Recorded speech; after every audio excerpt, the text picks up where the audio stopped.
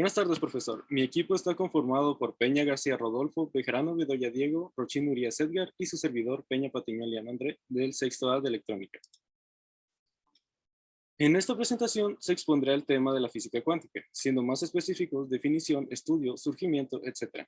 Además de una breve explicación sobre la energía del fotón, su momento, el efecto fotoeléctrico ocasionado por la luz.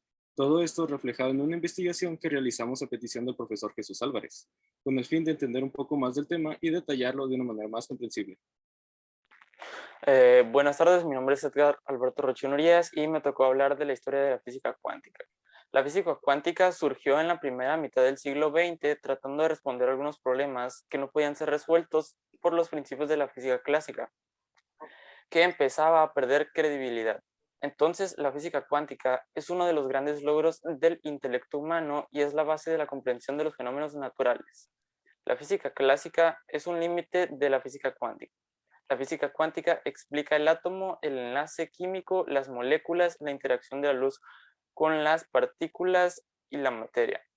Aunque la física cuántica describe el mundo a escala atómica, podemos observar sus consecuencias a escala macroscópica en las propiedades térmicas, como la radiación, ópticas, como los colores, eléctricas, como la clasificación entre aislantes, metales y semiconductores en los sólidos cristalinos, y magnéticas, como el ferromagnetismo, antiferromagnetismo y otros órdenes magnéticos de la Tierra.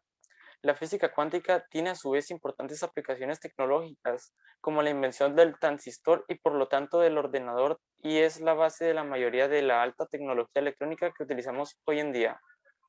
La idea principal es que las partículas son también ondas y las ondas son también partículas. La intuición de que las partículas sean también ondas se las debemos a Broglie, que propuso que la velocidad por la masa, denominado momento en la física Pm igual a mv, de una partícula es inversamente proporcional a la longitud de onda, P igual a h sobre lambda. El factor proporcional h es la constante de Planck. Introducción a la física cuántica. La física cuántica es entonces actualmente probabilística en contraste con la física clásica, que es determinista. En física cuántica ya no se pueden usar las ecuaciones de Newton para describir la evaluación de las partículas, sino que la propagación de la función de ondas asociada a una partícula está descrita por la ecuación de Schrödinger. Para simplificar, podemos decir que la física cuántica es una rama de la ciencia que se encarga en estudiar la ciencia desde la rama atómica hasta la subatómica. Es decir, estudia el mundo del microscopio desde átomos hasta protones y neutrones.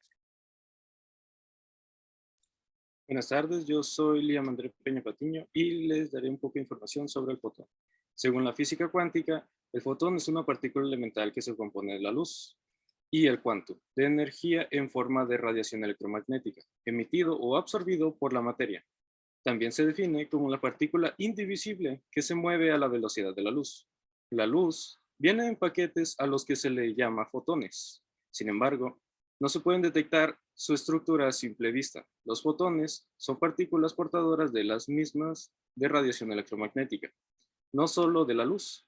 En ellas se incluyen los rayos X, los rayos gamma, los rayos ultravioleta, la luz infrarroja, la luz visible, los microondas y las ondas de radio.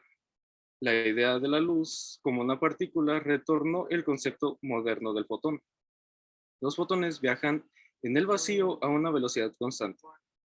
También tienen una carga eléctrica, pero presentan propiedades de onda y partículas como todos los cuantos. Las características del fotón. El fotón se caracteriza por una longitud de onda, denominado por delta, o equivalentemente por una energía, denotado por E. Hay una relación inversa entre la energía del fotón E y la longitud de onda de la luz, dada por la ecuación donde h es la constante de Planck y c es la velocidad de la luz. Cuando se trata de partículas, tales como fotones o electrones, una unidad común de energía es el electronvoltio, eV. En lugar del joule, un electronvoltio es la energía necesaria para llevar un electrón a través de un voltio. Por lo tanto, un fotón con una energía de 1 eV, o sea, e voltio, es igual a 1602 por 10 a la 19 joules.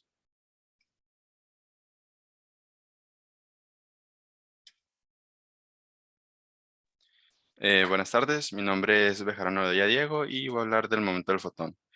El descubrimiento del cuanto de energía en los primeros años del siglo XX proporcionó una explicación del efecto fotoeléctrico y permitió el éxito del modelo cuántico del átomo de Bohr. Este modelo y los otros éxitos de la época contribuyeron a lo que se conoce como teoría cuántica. Sin embargo, la existencia del cuanto de energía, ya sea en la luz o en los átomos, planteaba un serio problema para la física, ya que era incompatible con la mecánica de Newton y la teoría de ondas electromagnéticas de Maxwell. A mediados de la época de 1920, la comunidad científica tenía claro que los primeros modelos cuánticos, realmente un pastiche de conceptos cuánticos y clásicos, eran fundamentalmente inadecuados y que se necesitaba una nueva teoría para abarcar el mundo cuántico que existía a nivel subatómico. Una nueva mecánica cuántica en la que el cuanto estuviese integrado en los cimientos mismos de la física desde el principio. La hipótesis de Einstein de cuantos de luz creaba un dilema. Si bien el trabajo de Einstein indicaba que la luz se comportaba como corpúsculos en experimentos como el efecto fotoeléctrico, la luz se comportaba claramente como ondas en el importante experimento de rendijas de Young.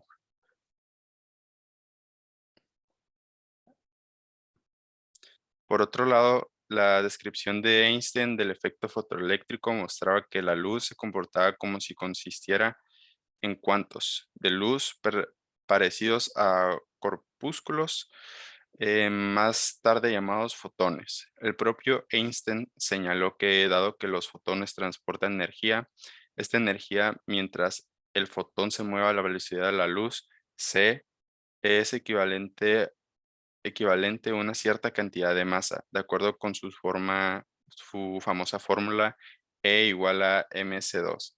Esta cantidad de masa equivalente es, por tanto, m igual a e entre c2. Pero si el fotón tiene energía y la energía es equivalente a una cantidad de masa, ¿significa esto que el fotón tiene momento lineal?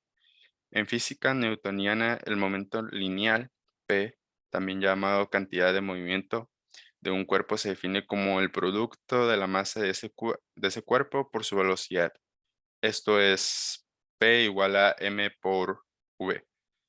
El efecto fotoeléctrico no dice nada del momento del fotón, pero sí de su energía.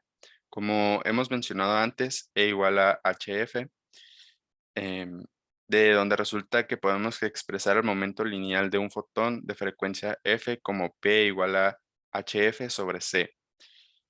También sabemos que frecuencia y longitud de onda son inversamente proporcionales y la constante de proporcionalidad es la velocidad. Esto es f igual a v sobre lambda. Y en el caso del fotón, f igual a c entre lambda, de donde resulta que el momento lineal del fotón es inversamente proporcional a su longitud de onda. Esto por mi parte. Gracias. Buenas tardes, mi nombre es Rodolfo Peña García y les hablaré sobre el efecto fotoeléctrico. Cuando la luz brilla en un metal, los electrones pueden ser expulsados de la superficie del metal en un fenómeno conocido como efecto fotoeléctrico. También este proceso suele llamarse fotoemisión y a los electrones que son expulsados del metal, fotoelectrones. En términos de su comportamiento y sus propiedades, los fotoelectrones no son diferentes de otros electrones. Sus características esenciales son: para cada sustancia hay una frecuencia mínima o umbral de la radiación electromagnética, por debajo de la cual no se producen fotoelectrones, por más intensa que sea la radiación. 2. La emisión electrónica aumenta cuando se incrementa la intensidad de radiación que incide sobre la superficie del metal. ya que hay más energía disponible para liberar electrones. El efecto fotoeléctrico fue observado por primera vez por el físico alemán Heinrich Hertz en 1887. Hertz notó que cuando ciertas frecuencias de la luz alumbraban un metal, a veces el metal podía mostrar una chispa. Más tarde, G.G. Thomson identificó estas chispas como electrones excitados saliendo de la superficie del metal. En los metales, hay electrones que se mueven más o menos libremente a través de la red cristalina. Estos electrones no escapan del metal a temperaturas normales porque no tienen energía suficiente. Calentando el metal es una manera de aumentar su energía. Si iluminamos una superficie metálica con haz luminoso de frecuencia apropiada, por ejemplo, se ilumina sodio con luz a una frecuencia de 6 por 10 a la 14 sobre segundos, se emiten electrones de la superficie. Esta emisión de electrones desde la superficie por la acción de la luz se denomina efecto fotoeléctrico. Einstein explicó las características del efecto fotoeléctrico suponiendo que cada electrón absorbía un cuanto de radiación o fotón. La energía de un fotón se obtiene multiplicando la constancia H de Planck por la frecuencia F de la radiación electromagnética. Por mi parte es todo. En conclusión, podemos afirmar que la física cuántica es un sistema de fórmulas, las cuales varía el método aplicado hacia un resultado con el fin de obtener una respuesta congruente, con relación a la escala atómica de la materia. Existen varios tipos de fórmulas, como de variantes o variables físicas imperceptibles al ojo humano, en las cuales, según sean los requerimientos necesarios, se obtendrá un fin deseado. Es todo por nuestra parte. Gracias por poner atención.